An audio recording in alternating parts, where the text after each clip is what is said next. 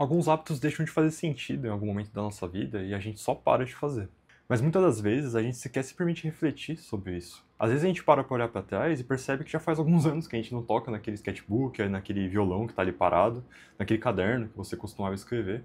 E a gente não elabora porque às vezes a vida exige muito da gente. As obrigações com o trabalho reprodutivo do lar, os cuidados com os familiares, entre outras coisas, vão acontecendo na nossa vida e a gente deixa passar, mesmo sendo um hábito que nos fazia tão bem. Mas uma forma de fazer sentido das coisas é estabelecendo relações entre elas, elaborando, conversando, escrevendo e até desenhando.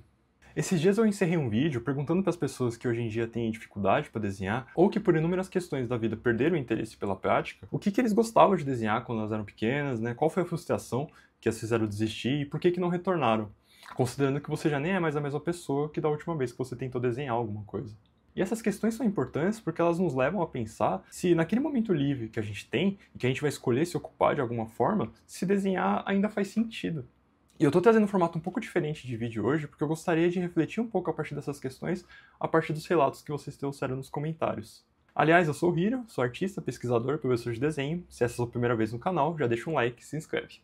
E para essa reflexão, eu quero partir de um período da vida que é a transição entre a adolescência e o início da vida adulta, que é quando geralmente essas interrupções da vida acontecem, né? E é o que esse comentário aqui diz. Eu fui a criança criativa. Quando criança, eu escrevia romances, contos fantásticos, tinha todo o enredo montado na minha cabeça, cada espaço muito bem elaborado e era tudo muito vivo para mim. Agora, na adolescência, eu perdi a minha criatividade porque tive que focar no meu futuro, já que, abre aspas, a arte não vai colocar pão na sua mesa, fecha aspas. Seu vídeo foi muito importante para me ajudar a refletir. Seu conteúdo é incrível, precisamos de mais pessoas assim.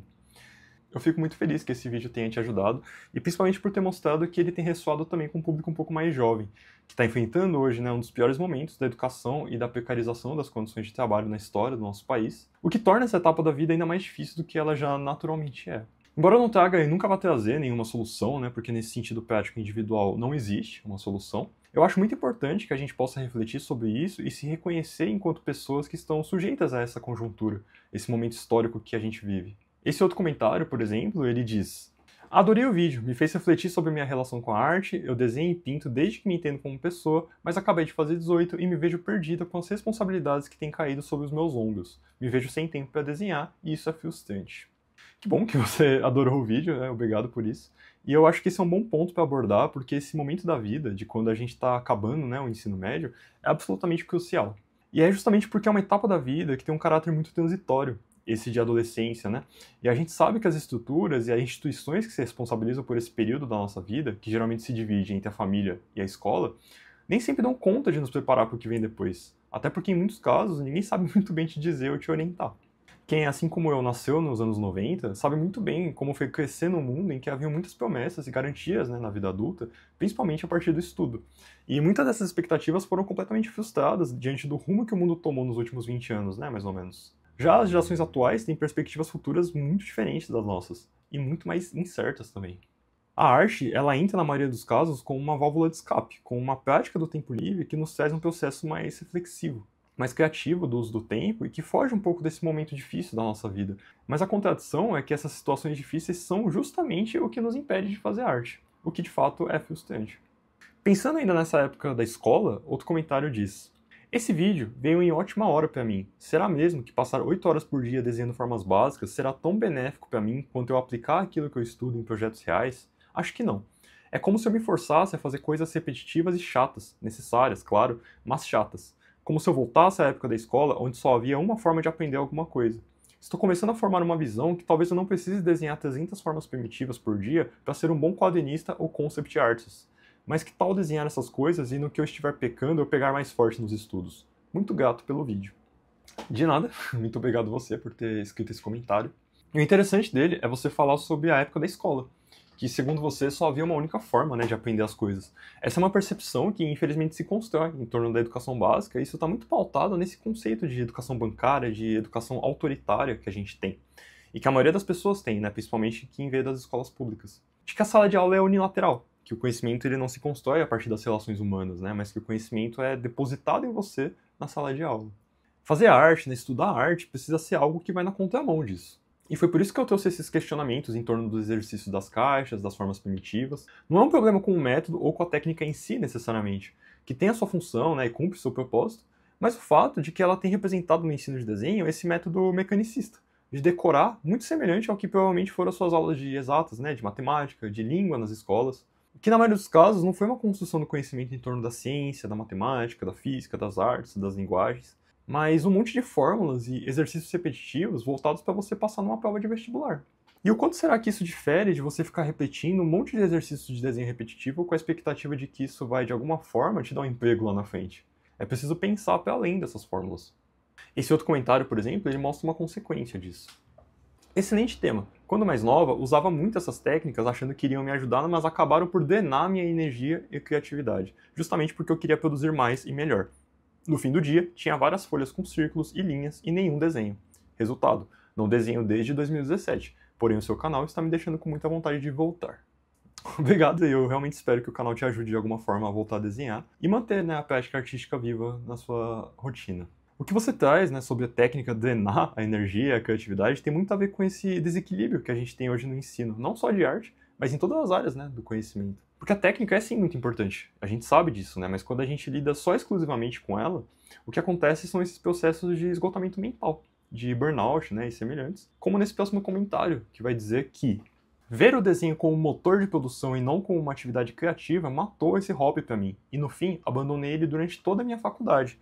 Inclusive, por conta desse burnout, escolhi fazer ciência da computação à arquitetura. Só recentemente, quase 6 anos depois que desenhei obsessivamente, eu estou retornando, e estou apaixonado como uma criança. Dessa vez, decidi comprar alguns livros de artes e alguns poucos técnicos, e aí ele cita alguns livros do Andrew Loomis. E assim vou indo, com outra mentalidade e de forma despretensiosa. Eu sofri muito com a questão que abordou no vídeo, de se ater somente às questões técnicas de estudo, vendo a arte como um produto, abandonando assim toda a criatividade do processo.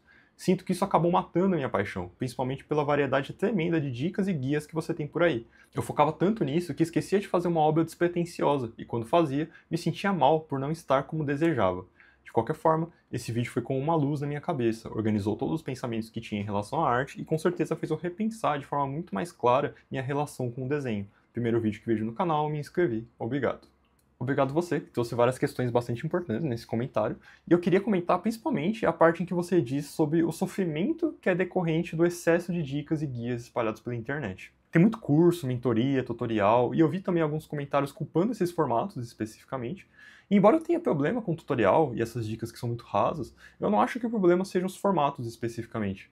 Eu acho que tem muitos cursos gravados que são muito bons, por exemplo, mas o problema está nos cursos por trás desses cursos. Com uma forma desesperada de vender, a maioria deles recai sempre sobre promessas absurdas, né? Tipo, prometendo sonhos e objetivos que são inalcançáveis, né? São promessas completamente vazias. E ser exposto a isso é o que de fato nos adoece enquanto consumidores de conteúdo na internet. Porque se cria toda uma narrativa de que todo mundo está alcançando sucesso e que todo mundo tem esse atalho, esse plano infalível e secreto que vai te ajudar a chegar lá. Quando, na verdade, a maioria não sabe se quer explicar a metodologia de ensino ou a prática didática do seu programa. E geralmente porque não tem. A gente falou um pouco sobre a adolescência, né, um pouco do início da vida adulta, mas esse comentário aqui ele trouxe uma realidade de quem acabou de passar pela vida universitária. Eu mesmo, recém-formado em artes visuais, me dei conta há pouco tempo o quão mais criativo eu era quando criança. Eu escrevia contos, HQs, poemas, letras de música. Para na adolescência focar numa técnica realista sem significado, apenas para impressionar e não fluir o processo. Sinto que agora, como um adulto artista, devo regredir para expandir. Regredir para expandir. Esse comentário é muito importante para a gente colocar em perspectiva, mesmo que é um pouco mais jovem, de fazer esse exercício de memória, de refazer os seus passos e reconhecer em que momentos esses processos entraram em crise. Quando foi que a gente desviou por um caminho tão esvaziado de sentido, para que a gente consiga talvez ressignificar e recomeçar. A causa geralmente é a mesma, a realidade dura, né? A imposição social de largar as paixões e pensar em como se inserir no mercado de trabalho. É uma experiência bastante coletiva que muita gente não tem consciência, mas que ajuda a situar o problema de forma muito mais clara. E hoje, né, adultos, a gente tem muitas responsabilidades que realmente não permitem mais que a gente volte àquela infância lúdica, né, com tanto tempo livre. Isso de fato já passou. Mas o que dá pra fazer daqui pra frente? Vamos ver mais um comentário. Obrigado, mano. Eu já estava há tanto tempo fazendo exercícios, treinos, métodos e essas loucuras que eu esqueci que meu único objetivo era apenas se divertir. E eu acho que é um pouco isso. Eu não tenho respostas, não tenho soluções mágicas que jamais poderia me propor a tentar solucionar um problema dessa dimensão com um vídeo no YouTube, né? O que eu quero fazer aqui é suscitar essas discussões para que a gente possa, a partir delas, pensar coletivamente sobre muitos problemas que afetam, de forma interdisciplinar talvez, a nossa relação com a arte, com a educação, com a nossa história e com a nossa política. Não existe solução individual para um problema intrinsecamente coletivo. Mas diante disso tudo, a gente também não pode abrir mão do que nós, individualmente, podemos fazer pela nossa própria vida. O que é possível fazer, como é possível agir para melhorar a nossa realidade material dentro das nossas limitações e das nossas possibilidades. Talvez a gente não possa mesmo viver de arte, né? Não dessa forma que a gente idealizou na infância. Talvez a vida tenha nos condicionado por outros caminhos, outras relações, outras profissões, mas a arte ela continua lá. E criando uma relação mais saudável com essa prática, como o colega bem aí colocou, né? Talvez seja possível se divertir. Obrigado por assistir esse vídeo até o final. A ideia desse vídeo é que ele funcione como uma forma de dialogar com quem tem assistido aos vídeos e se dado ao trabalho e ao tempo, né, de compartilhar um comentário. E embora os comentários sejam públicos, eu optei por não expor o nome de ninguém. De qualquer forma, para todas e todos vocês, muito obrigado. O canal tem crescido num ritmo muito maior do que eu esperava. E eu tenho tentado responder sempre todos os comentários, né? Todos que são respeitosos, pelo menos.